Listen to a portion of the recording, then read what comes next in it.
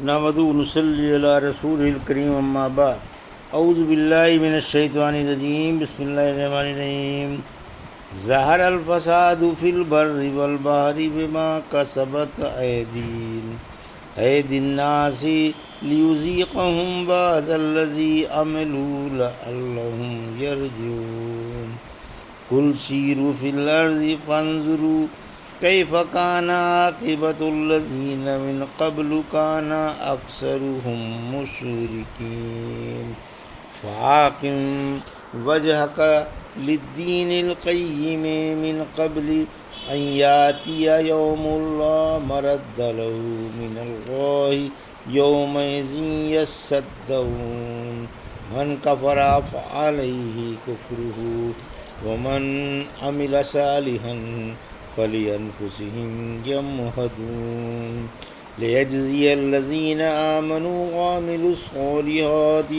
من فضله إنه لا يحب الكافرين ومن آياته أن يرسل رياح مبشرات وليذيقكم من رحمته ولتجري الفلك بأمره ولتبتغوا من فضله ولعلكم تشكرون ولقد أرسلنا من قبلك رسلا إلى قومهم فجاءوهم بالبينات فانتقمنا من الذين أجرموا وكان حقا علينا نصر المؤمنين۔ ابھی آپ نے سورہ روم کی آیت 41 سے 47 کی تلاوت سماعت فرمائی۔ ان آیتوں کا ترجمہ اور تفسیر اس طرح ہے: ظہر الفساد فی البر والبحر بما کسبت ایدی الناس لیذیقہم بعض الذی عملوا لعلہم یرجعون۔ آیت 41۔ قل سیروا فی الارض فانظروا کیف کان عاقبۃ الذین من قبل کان اکثرهم مشرکین۔ آیت 42۔ ترجمہ: لوگوں کی بدعمالیوں کی وجہ سے خشکی اور تری میں فساد پیدا ہو گیا تاکہ اللہ انہیں ان کے بعض کرتوتوں کی سزا چکھا دے تاکہ گناہوں سے باز آ جائیں۔ آپ فرما دیں، دنیا میں چل پھر کر دیکھو کہ تم سے پہلے لوگوں کا کیا انجام ہوا، جن میں سے اکثر مشرک و بت پرست تھے۔ یہ تھا ترجمہ سورہ روم کی آیت 41-42 کا۔ تفسیر: دنیا میں گناہوں کے اثرات۔ آیت 41۔ غیر آباد اور آباد علاقے، خصوصاً وہ علاقے جو دریاؤں اور سمندروں کے قریب آباد ہوں، و نیز خشکی و تری مراد ہے۔ خشکی و تری میں فساد کا ظاہر ہونا، خشکی پر تو میگھ کا نہ برسنا جس کے نتیجے میں خوفناک قحط آ جاتا ہے اور لوگ بھوکے مرنے لگتے ہیں، اور تری میں پانی کے جانوروں کا مرنا ہے۔ آیت کا یہ مطلب ہے کہ گناہوں کی وجہ سے پیداوار میں کمی اور پھلوں میں نقصانات تو ہوتے ہیں۔ جس نے زمین پر رہ کر اللہ کی نافرمانی کی، اس نے زمین خراب کر دی، کیونکہ زمین و آسمان کی اصلاح اللہ کی اطاعت پر موقوف ہے۔ اسی لیے حدیث میں آیا ہے کہ زمین پر ایک حد کا قائم ہونا 40 دن کی بارش سے بہتر ہے، کیونکہ حد جاری کرنے سے لوگ گناہوں سے سب نہیں تو اکثر رک جاتے ہیں اور ڈر جاتے ہیں اور حرام کام چھوڑ دیتے ہیں، اور گناہوں کا چھوڑ دینا زمین و آسمان کی برکتوں کے حصول کا ذریعہ ہے۔ پھر فرمایا تاکہ حق تعالیٰ انہیں جانوں، مالوں اور پھلوں میں کمی کرا کے آزمائے اور ان کے کرتوتوں کا بدلہ بھی دے تاکہ وہ گناہوں سے باز آ جائیں۔ سورہ اعراف کی آیت 168 میں فرمایا، ہم نے انہیں اچھائیوں اور برائیوں میں مبتلا کر کے آزمایا تاکہ وہ باز آ جائیں۔ آیت 42۔ نافرمانوں کے انجام پر غور کرو، یعنی دنیا میں چل پھر کر یا لوگوں سے واقعات سن سمجھ کر غور کرو کہ پہلے لوگوں کا جو اللہ کی نعمتوں کو ٹھکرایا کرتے تھے اور رسولوں کو جھٹلایا کرتے تھے کیسا برا حشر ہوا۔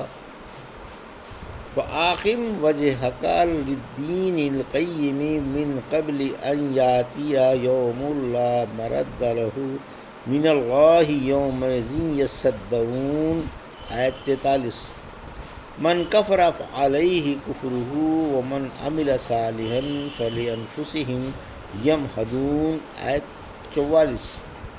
لیجزی الذین آمنوا وعملوا الصالحات من فضلہ انہ لا یحب الکافرین آیت 45۔ ترجمہ: اس لیے آپ اپنا رخ اسی سچے دین کی طرف رکھیں، پیشتر اس کے کہ اللہ کی طرف سے وہ دن آ جائے جس کو کوئی لوٹا نہیں سکتا۔ اس دن لوگ جدا جدا ہو جائیں گے، جس نے کفر کیا ہوگا اس کے کفر کا وبال اسی پر ہوگا، اور جو نیک عمل کر رہے ہیں وہ اپنے لیے فرش بچھا رہے ہیں تاکہ اللہ اپنے فضل سے ایمان والوں کو جو نیک عملوں میں لگے رہتے ہیں بہترین صلہ دے۔ یقین مانو وہ کافروں کو محبوب نہیں رکھتا۔ یہ تھا ترجمہ آیت 43 سے 45 کا۔ تفسیر آیت 43: قیامت سے پہلے پہلے مسلمان ہونے کا حکم، یعنی بلا تاخیر دین قیم پر جم جاؤ، اطاعت میں ثابت قدم رہو، نیکیاں کرنے میں جلدی کرو، اور قیامت کے دن سے پہلے پہلے اس سچے اور صحیح دین کی طرف ہم وطن متوجہ ہو جاؤ۔ جب اللہ کی طرف سے وہ مقررہ دن آئے گا تو اسے کوئی ٹال نہ سکے گا۔ اللہ کی بھیجی ہوئی ساتھ کون ٹال سکتا ہے؟ اس روز اچھے اور برے جدا جدا ہو جائیں گے، اچھے جنت کی بہاریں لوٹیں گے اور برے دوزخ میں جلے بھنیں گے۔ آیت 44: کافر اپنی آرام گاہیں بگاڑ رہے ہیں اور مسلمان سنوار رہے ہیں۔ کافروں پر ان کے کفر و شرک کا وبال پڑے گا اور وہ شرک کے بوجھ میں بری طرح سے دب رہے ہوں گے، اور نیک عمل کرنے والے اپنے آرام کے سامان فراہم کر رہے ہیں جو قیامت کے دن ان کے کام آئیں گے، اور اپنی آرام گاہیں سنوار رہے ہیں۔ آیت 45: حق تعالیٰ نیکوں کو ان کے عملوں کا اچھا بدلہ دے گا اور انعام میں اپنا فضل عطا فرمائے گا کہ ایک کے 10 پھر 700 دے گا، پھر جس قدر چاہے گا اور بھی بڑھا دے گا۔ کافروں کو اللہ پسند نہیں فرماتا، تاہم ان پر ظلم نہ ہوگا، اور عادل مالک ان کے بدعملوں کی انصاف سے پوری سزا دے گا۔ وَمِنْ آيَاتِهِ أَنْ يُرْسِلَ الرِّيَاحَ مُبَشِّرَاتٍ وَلِيُذِيقَكُم مِّن رَحْمَتِهِ وَلِتَجْرِيَ الْفُلْكُ بِأَمْرِهِ وَلِتَبْتَغُوا مِنْ فَضْلِهِ وَلَعَلَّكُمْ تَشْكُرُونَ آیت 46۔ وَلَقَدْ أَرْسَلْنَا مِنْ قَبْلِكَ رُسُلًا إِلَىٰ قَوْمِهِمْ فَجَاءُوهُم بِالْبَيِّنَاتِ فَانْتَقَمْنَا مِنَ الَّذِينَ أَجْرَمُوا وَكَانَ حَقًّا عَلَيْنَا نَصْرُ الْمُؤْمِنِينَ آیت 47۔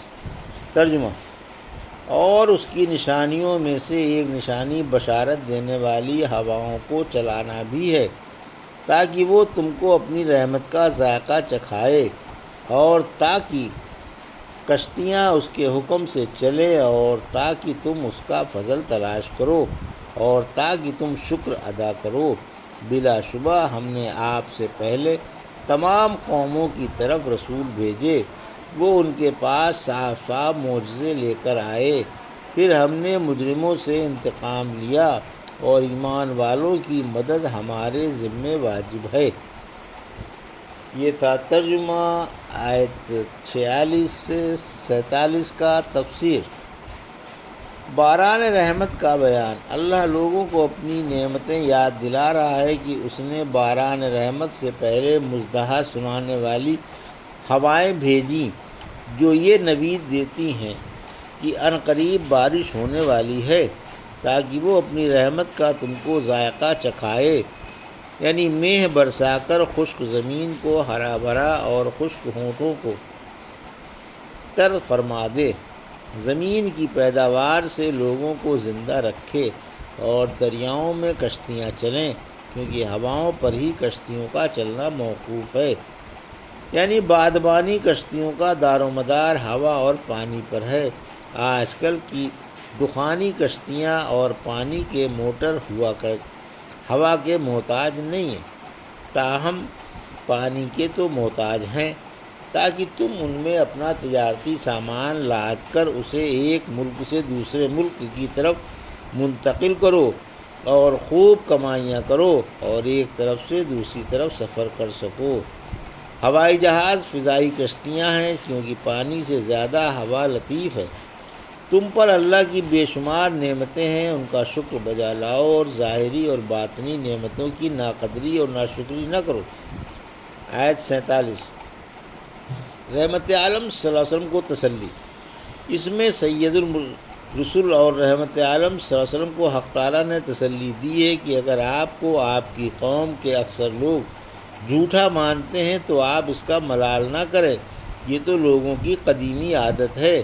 ہم نے آپ سے پہلے بھی لوگوں کی طرف رسول بھیجے تھے جن کے پاس صاف صاف اور غالب معجزے تھے، مگر لوگوں نے انہیں جھٹلا دیا تھا اور ان سے دشمنی گانٹھ لی تھی۔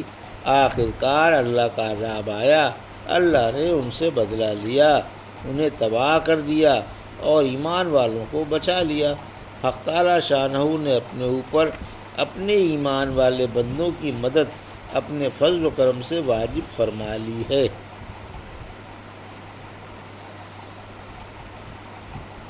یہ تھا سورہ روم کی آیت 41 سے 47 کا ترجمہ اور تفسیر جو بھی آپ نے سماعت فرمائی۔ بارک اللہ لی و لکم فی القرآن الحکیم و نفعنا ایاکم بآیات الذکر الحکیم۔